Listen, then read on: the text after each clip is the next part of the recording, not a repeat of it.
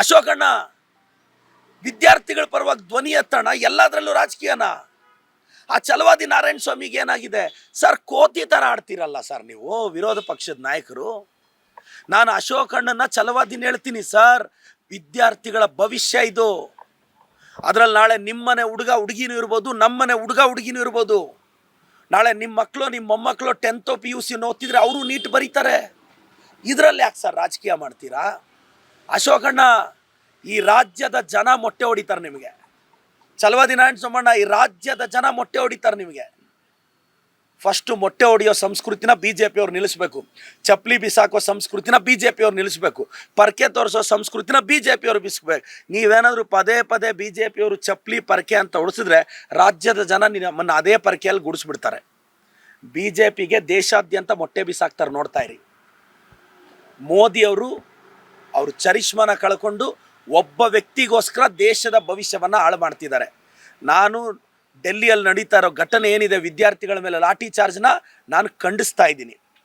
ನಾಲಾಯಕಗಳು ಈ ರಾಜ್ಯದ ವಿರೋಧ ಪಕ್ಷದ ನಾಯಕರಾದರೆ, ಛಲವಾದಿ ನಾರಾಯಣ ಸ್ವಾಮಿ ಅಂತಹ ನಾಲಾಯಕು, ಆರ್ ಅಶೋಕ್ ಅಂತ ನಾಲಾಯಕಗಳು ವಿರೋಧ ಪಕ್ಷದಲ್ಲಿ ಕುತ್ಕೊಂಡ್ರೆ ಹಿಂಗೆ ಆಗೋದು ರಾಜ್ಯ. ನೀಟ್ ಬಗ್ಗೆ ಪ್ರಶ್ನೆ ಮಾಡೋಕ್ಕೆ ದಮ್ ಇದೆಯನ್ರಿ ನಿಮಗೆ? ಪ್ರಹ್ಲಾದ್ ಜೋಶಿ ಅವರು ಏನು ಮಾಡ್ತಿದ್ದೀರಾ ನೀವು? ಬಾಯಿ ಬಡ್ಕೊತೀರಾ? ಶೋಭಕ್ಕ ಯಾಕಕ್ಕ ಸೈಲೆಂಟ್ ಆಗಿದೆಯಾ? 20 ಜನ ಸತ್ತೋಗಿದ್ದಾರೆ ಶೋಭಕ್ಕ, ಬಾಯಿ ತೆಗಿ ಶೋಭಕ್ಕ. ಪ್ರಹ್ಲಾದ್ ಜೋಶಿ ಸಾಹೇಬ್ರೆ, ನಿಮ್ಮ ಮೊಮ್ಮಕ್ಕಳ ಜೊತೆ ಆಟ ಆಡ್ಕೊಂಡು ವಿಡಿಯೋ ಹಾಕ್ತೀರಾ? ನಿಮ್ಮ ಮಕ್ಕಳು ಮೊಮ್ಮಕ್ಕಳೇನಾ? ಬೇರೆಯವ್ರ ಮಕ್ಕಳಿಗೆ ಫ್ಯೂಚರ್ ಇಲ್ವಾ ಸರ್? ಪ್ರಹ್ಲಾದ್ ಜೋಶಿ ಸಾಹೇಬ್ರೆ, ಶೋಭಕ್ಕ ಅವರೇ, ರಾಘವೇಂದ್ರಣ್ಣ, ಶಿವಮೊಗ್ಗನ ರೂಲ್ ಮಾಡ್ತಿದ್ದೀರಲ್ಲ, ಎಲ್ಲಿದೆಯಾ ರಾಘವೇಂದ್ರಣ್ಣ? ವಿಜೇಂದ್ರಣ್ಣ, ಎಲ್ಲರ ಮಕ್ಕಳು ಚೋಟಾ ಸಿಗ್ನೇಚರ್ ಹಾಕಿ ಆಸ್ತಿ ಮಾಡೋಕ್ಕಾಗಲ್ಲ ಅಣ್ಣ, ಓದ್ಕೊಳ್ಳೇಬೇಕು ವಿಜೇಂದ್ರಣ್ಣ. ಎಲ್ಲಿದ್ರ? ನಮ್ಮ ತುಂಬ 6 ಅಡಿಯ ಕಟ್ಔಟ್ ರವಿಕುಮಾರಣ್ಣ, ಎಲ್ಲಿದ್ದೀರಾ? ಬಾಯಿ ಬಿಚ್ಚಿ. BJP ಅವರು ನೀಟ್ ಬಗ್ಗೆ ಮಾತಾಡಿ, ನಿಮಗೆ ಯೋಗ್ಯತೆ ಇದ್ದರೆ ಮಾತಾಡಿ. ನಾನು ಇವತ್ತು ಹೇಳ್ತಾ ಇದ್ದೀನಿ, ಆರ್ ಅಶೋಕಣ್ಣ, ಛಲವಾದಿ ನಾರಾಯಣ ಸ್ವಾಮಣ್ಣನ ನೀಟ್ ವಿಚಾರದ ಬಗ್ಗೆ ನಾನು ಡಿಬೇಟ್ಗೆ ಆಹ್ವಾನಿಸ್ತಾ ಇದ್ದೀನಿ. ನೀಟ್ ವಿದ್ಯಾರ್ಥಿ ನೋಡಿ, ರಾಜ್ಯದ ವಿದ್ಯಾರ್ಥಿಗಳು ರಿಕ್ವೆಸ್ಟ್ ಮಾಡ್ತೀನಿ, ಬನ್ನಿ. ಮೋದಿಯವ್ರ ಅಪಾಯಿಂಟ್ಮೆಂಟ್ ನಮಗಂತೂ ಸಿಗಲ್ಲ, ಅಮಿತ್ ಶಾ ಅವ್ರ ಅಪಾಯಿಂಟ್ಮೆಂಟ್ ನಮಗಂತೂ ಸಿಗಲ್ಲ. ಅಶೋಕಣ್ಣ, ನೀಟ್ ವಿದ್ಯಾರ್ಥಿಗಳ ಬಾಧೆಯನ್ನು ನಾನು ನಿಮಗೆ ಹೇಳ್ತೀನಿ, ನೀವು ಎತ್ಕೊಂಡೋಗಿ ಜೀ ಉಜೂರ್ ಅಂತ ಹೇಳಿ ಬಂದ್ಬಿಡಿ. ಇವತ್ತು ಮೋದಿ ಅವರು ಟ್ವೀಟ್ ಮಾಡಿದ್ದಾರೆ, ಫಾಸ್ಟ್ ಟ್ರ್ಯಾಕ್ ಕೋರ್ಟ್ ಮಾಡಿ ವಿದ್ಯಾರ್ಥಿಗಳಿಗೆ ನ್ಯಾಯ ಕೊಡಿಸ್ತೀವಿ ಅಂತ ಹೇಳ್ತಾ ಇದ್ದಾರೆ. ಸರ್, ಇವ್ರು ಫಾಸ್ಟ್ ಟ್ರ್ಯಾಕ್ ಕೊಡೋದು ಯಾರು? ಅರೆಸ್ಟ್ ಆಗಿರೋರು 4-5 ಜನಕ್ಕೆ ಕೋರ್ಟ್. ಇವ್ರು ಫಾಸ್ಟ್ ಟ್ರ್ಯಾಕ್ ಕೋರ್ಟ್ ಮಾಡಿದ್ರೆ 6 ತಿಂಗಳಿಗೆ ಬೀಳೋ ಶಿಕ್ಷೆ 3 ತಿಂಗಳಿಗೆ ಬೀಳುತ್ತೆ. ಪ್ರಶ್ನೆ ಅದಲ್ಲ. ಇನ್ನು ಮುಂದೆ ನಡೆಯೋ ನೀಟ್ ಪರೀಕ್ಷೆ ನೀವು ಹೆಂಗೆ ನಡೆಸ್ತೀರಾ? 20 ಜನ ಮಕ್ಕಳು ಸತ್ತೋಗಿದ್ದಾರೆ, ಆ ಕುಟುಂಬಕ್ಕೆ ದಾರಿ ಯಾರು? ಮೋದಿಯವ್ರೇನ್ರಿ ಅರೆಸ್ಟ್ ಆಗಿರೋರ್ಗೆ ಜಸ್ಟಿಸ್ ಕೊಡೋದು? ಕೋರ್ಟ್ ಕೊಡುತ್ತೆ. ಮೋದಿಯವ್ರು ಟ್ವೀಟ್ ಮಾಡೇ ಕೊಡಿಸ್ಬೇಕಾ ಏನು? ಜುಡಿಷಿಯರಿ ಇಂಡಿಪೆಂಡೆಂಟ್ ಆಗಿ ಕೆಲಸ ಮಾಡ್ತಿದೆ. ನಾನು ಹೇಳ್ತಾ ಇರೋದು, 20 ಜನ ಸತ್ತೋಗಿದಾರಲ್ಲ, ಆ ಮಕ್ಕಳ ಫ್ಯಾಮಿಲಿಗೆ ತಾವೇನು ಮಾಡ್ತೀರಾ?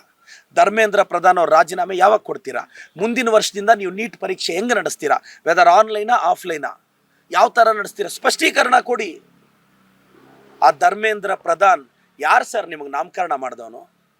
ಅವ್ರ ಹೆಸರು ಕೊಡಿ ಸರ್, ಅವ್ರನ್ನ ಬೈತೀನಿ ನಾನು.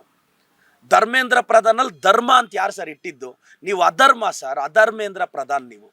ಮತ್ತೊಮ್ಮೆ ಹೇಳ್ತಿದ್ದೀನಿ, ನಾನು ರಾಜ್ಯದ ಯುವಕರ ಪರವಾಗಿ ನರೇಂದ್ರ ಮೋದಿ ಅವರಿಗೆ ಮೆಂಟೋಸ್ ಕಳಿಸ್ಕೊಡ್ತಾ ಇದ್ದೀನಿ. ಅದು ತಿಂದ ಮೇಲೆ ಆದರೂ ದಿಮಾಕ್ಕ ಬತ್ತಿ ಜಲಾದೆ. Thank you sir. ಈಗ CM ಅವರು ಪ್ರಮಾಣ ವಚನ ಸ್ವೀಕಾರ ಮಾಡಿ 50 ದಿನದ ಮೇಲೆ ಆಯಿತು, ಸಂಪುಟ ಇನ್ನೂ ಇಲ್ಲ. ಇಲ್ಲ ಸರ್, ಸಂಪುಟ ಮಾಡ್ತಾರೆ. ನಮ್ಮ ಮುಖ್ಯಮಂತ್ರಿಗಳು, ಉಪಮುಖ್ಯಮಂತ್ರಿಗಳು ಆ ಸಂದರ್ಭ ಬಂದಾಗ ಸಂಪುಟ ವಿಸ್ತರಣೆ ಮಾಡ್ತಾರೆ. ಭಾಳಷ್ಟು ಜನ ಹಿರಿಯರಿದ್ದಾರೆ, ಭಾಳಷ್ಟು ಜನ ಡಿಸರ್ವ್ ಇರೋರು ಇದ್ದಾರೆ. ಅವರೆಲ್ಲರೂ ಅಕಾಮಿಡೇಟ್ ಆಗ್ತಾರೆ ಅಂತ ನಂಬಿಕೆ ಇದೆ ಸರ್. ಯುವಕರಿಗೆ ಕೊಡಬೇಕು ಅನ್ನೋದು ಒಂದು ಚಿಂತನೆ ಆಗ್ತಾ ಇದೆ. ಇಲ್ಲ, ನನ್ನ ಆಸೆ, ತುಂಬ ಜನ ಯುವಕರಿದ್ದಾರೆ, ಎಲ್ಲರೂ ತುಂಬ ಜನ ಯುವಕರಿದ್ದಾರೆ, ಫಸ್ಟ್ ಟೈಮರ್ಸ್ ಇದ್ದಾರೆ, ಅವರೆಲ್ಲರೂ ಡಿಸರ್ವ್ ಇದ್ದಾರೆ. ಯಾರಿಗಾದರೂ ಕೊಡಲಿ ಅನ್ನೋ ಇದಿದೆ. ಅಲ್ಲ, ನನಗೂ ನೋಡಿ, ಬಯಕೆ ಆಸೆ ಎಲ್ರಿಗೂ ಇರುತ್ತೆ.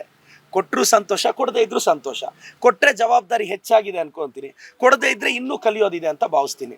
ನನಗೆ ಪಕ್ಷ ಸಿದ್ಧಾಂತ, ನಾನು ಕಾಂಗ್ರೆಸ್ ಪಕ್ಷದ ಐಡಿಯಾಲಜಿ ನಂಬ್ಕೊಂಡು ನೋಡಿ, ನಾನು ಡೆಲ್ಲಿಗೆ ಹೋಗಿಲ್ಲ, ನಾನು ಲಾಬಿ ಮಾಡಿಲ್ಲ. ಓಕೆ, ನನಗೊಂದು ನಂಬಿಕೆ ಇದೆ, ಕೊಟ್ಟರೆ ವೆಲ್ ಆ್ಯಂಡ್ ಗುಡ್. ಇಲ್ಲ ಅಂದರೆ ಪಕ್ಷ ಸಂಘಟನೆ ಮಾಡ್ತೀನಿ. ನಾನು ಮತ್ತೊಮ್ಮೆ ಪುನರುಚ್ಚಿಸ್ತಾ ಇದ್ದೀನಿ, ನಾನು KPCC ಕಾಂಗ್ರೆಸ್ ಐಡಿಯಾಲಜಿ ನಂಬ್ಕೊಂಡು ಬಂದವನು. ನಾನು ಕಾಂಗ್ರೆಸ್ ಪಕ್ಷದಲ್ಲಿ ಕಸ ಗುಡ್ಸೋಕ್ಕೂ ರೆಡಿ. ಜೈ ಕಾಂಗ್ರೆಸ್. Thank you.